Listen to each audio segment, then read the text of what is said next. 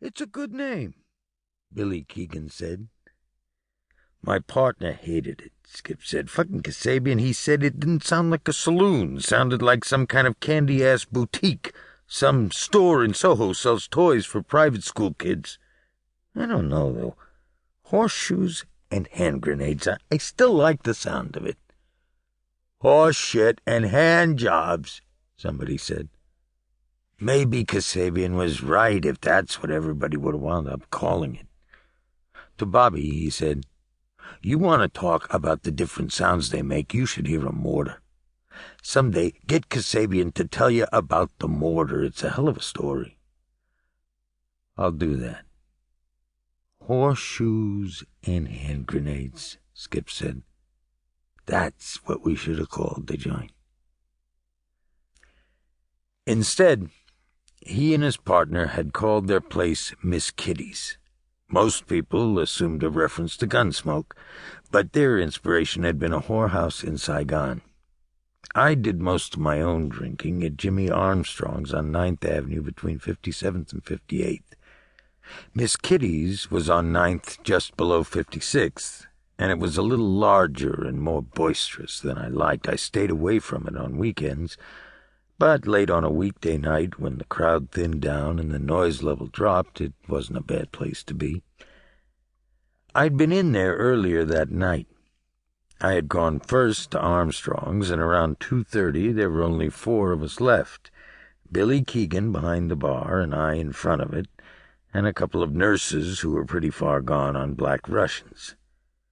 Billy locked up, and the nurses staggered off into the night, and the 2 of us went down to Miss Kitty's, and a little before 4, Skip closed up too, and a handful of us went on down to Morrissey's. Morrissey's wouldn't close until 9 or 10 in the morning. The legal closing hours for bars in the city of New York is 4 a.m., an hour earlier on Saturday nights, but Morrissey's was an illegal establishment and was thus not bound by regulations of that sort. It was 1 flight up from street level, in one of a block of 4-story brick houses on 51st Street between 11th and 12th Avenues. About 1/3 of the houses on the block were abandoned, their windows boarded up or broken, some of their entrances closed off with concrete block.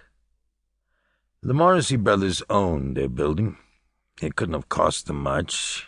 They lived in the upper 2 stories, let out the ground floor to an Irish amateur theater group, and sold beer and whiskey after hours on the 2nd floor. They had removed all the interior walls on the 2nd floor to create a large open space. They'd stripped one wall to the brick, scraped and sanded and urethaned the wide pine floors, installed some soft lighting, and decorated the walls with some framed Aer Lingus posters and a copy of Pierce's 1916 proclamation of the Irish Republic. Irishmen and Irishwomen in the name of God and of the dead generations.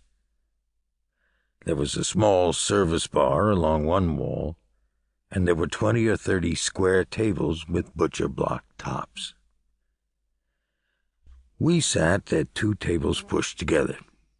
Skip Devoe was there, and Billy Keegan, the night bartender at Armstrong's, and Bobby Rustlander, and Bobby's girl for the evening, a sleepy-eyed redhead named Helen, and a fellow named Eddie Grillo who tended bar at an Italian restaurant in the West 40s, and another fellow named Vince who was a sound technician or something like that at CBS television.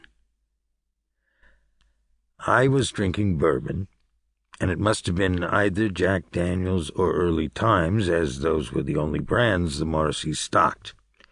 They also carried 3 or 4 scotches, Canadian Club, and 1 brand each of gin and vodka, 2 beers, Bud and Heineken, a cognac, and a couple of odd cordials.